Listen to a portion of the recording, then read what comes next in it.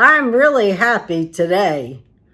Finally, I've tested negative.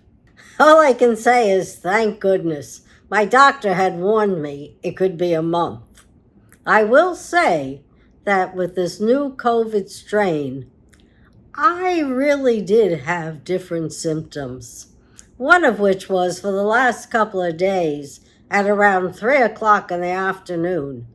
All I felt was going to sleep. That's all I felt like I needed to do. And my friend said she experienced the same and experienced it for several days after being negative for COVID.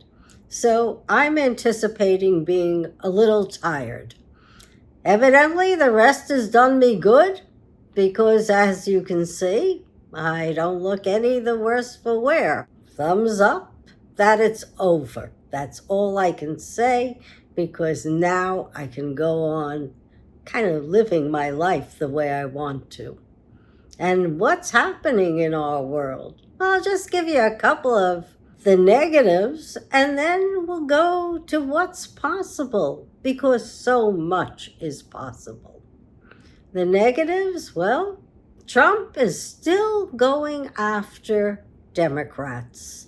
And his hatred of Democrats has resulted in the murder of 2 congresspeople in Minnesota and the wounding of 1 senator in Minnesota and her husband.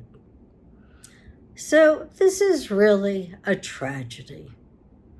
It doesn't look like we have to worry about illegal immigrants murdering our citizens. No. They're homegrown people with an axe to grind. The enemy isn't each other. It's not your neighbor. It's certainly not the opposite political party. And very honestly, I'd like Trump to stop this hatred because he's inciting it. If it weren't for him, people would be calmed down. Democrats are an opposition party. That's all they are. There's a 2-party system, the Republicans and the Democrats. Sure, in olden days, in the 1800s, you might fight a duel, but that was with 1 shot and a pistol. It wasn't with an automatic weapon that shoots 7 bullets into each individual until they're either so incapacitated or they're dead.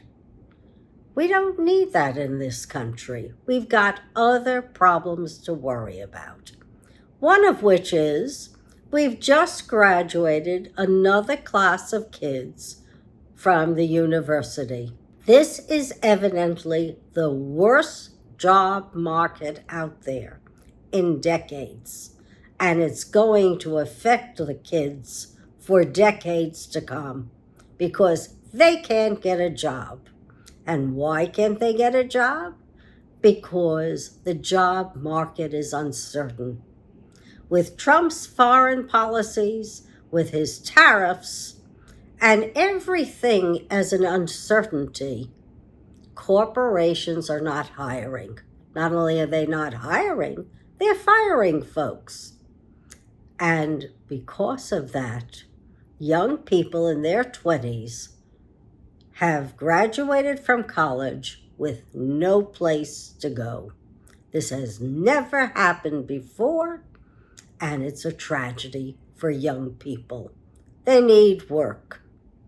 They need work, and there's no reason why in this country, with so much land, with so much industry, with so much need of infrastructure and Wi-Fi connections and solar and wind energy, that we can't provide jobs for the future.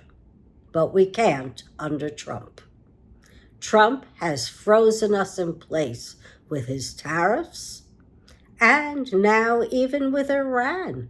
He's saying, well, we'll let you know in 2 weeks what we're going to do.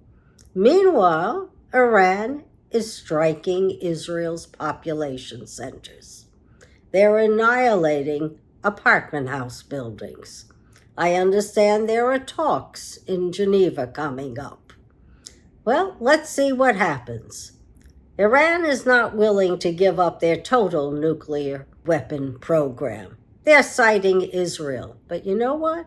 Israel has had the bomb since probably the 50s, and I don't think they're a worry. They're not going to use it. They're not going to do anything to jeopardize the harm to mankind. Will the Ayatollahs do it? I think so. Is it possible that North Korea would do it? I think so too. But I don't believe Israel is a threat to humanity. They just want to live in peace and not be threatened. So, another week.